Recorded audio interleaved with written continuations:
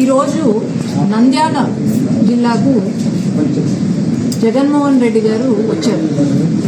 వచ్చి ఏమైనా మంచి మాట్లాడతారా అంటే ఇచ్చిన స్క్రిప్టే పదే పదే చదివారు. అసలు 5 సంవత్సరాలుగా ముఖ్యమంత్రిగా ఉన్నప్పుడు ఎప్పుడూ కనపడలేదు నా నంద్యాలలో. ఎమ్మెల్యే ఎంపీలకు మినిస్టర్లకు కూడా ఎప్పుడూ కూడా అపాయింట్మెంట్లు కూడా ఇవ్వలేని జగన్మోహన్ రెడ్డి గారు ఈ రోజు వచ్చి మాట్లాడుతుంటే ఏమనుకోవాలో అర్థం కావట్లేదు. ఇప్పుడు ఫ్యాక్ట్స్ ఏంటి అంటే, అవును ఖచ్చితంగా తెలుగుదేశం పార్టీ ఇలాంటి సంఘటనలు ఏవైతే ఉన్నాయో ఖచ్చితంగా బాధాకరమైన సంఘటనలు మా ముఖ్యమంత్రి గారు చంద్రబాబు నాయుడు గారు ముఖ్యమంత్రి గారు కూడా కరెక్ట్ గా చెప్పారు. ఏమంటే ఎక్కడైనా ఇటువంటి సంఘటనలు జరిగితే మాత్రం ఊరుకునేది లేదు అని చెప్పారు. కానీ ఈ సంఘటనకు కారణం ఎవరు? గత 5 సంవత్సరాలుగా ఈ ఎవరైతే ఉన్నారో ఇద్దరు గ్రూప్స్ ఏవైతే ఉన్నాయో, మరి నిన్న శిల్పా చక్రపాణి రెడ్డి గారు ప్రెస్ మీట్ పెట్టారు. మరి ఇక్కడ ఈయనే కదా, ఎవరున్నారు ఆయన పక్కన? ఎప్పుడో నుండి అతను వైసీపీ పార్టీకి సంబంధించిన వ్యక్తి. కేసులు పెట్టి హరాస్ చేసి రెండు వర్గాల మధ్యలో ఒక ఎనిమిటీని ఇంక్రీజ్ చేసి,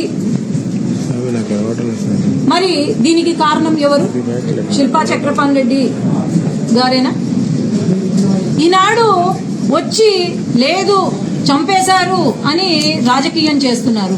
మరి ఆనాడు మన జిల్లాలో ఒక కానిస్టేబుల్ ని ఎంటబడి చంపితే ఏం మాట్లాడలేదు.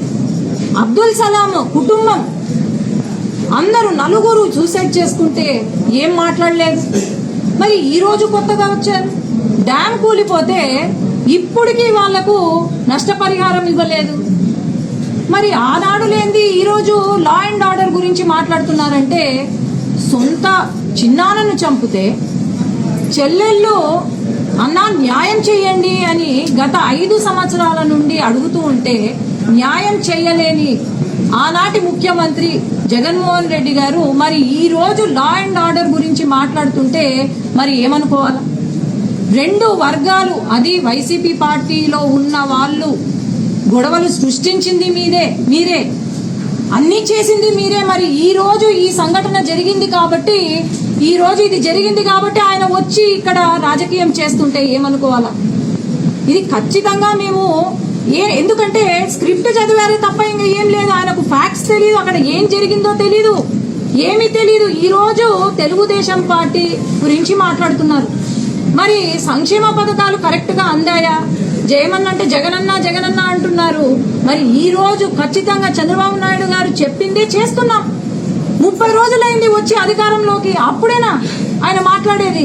అలాగే ఏమన్నంటే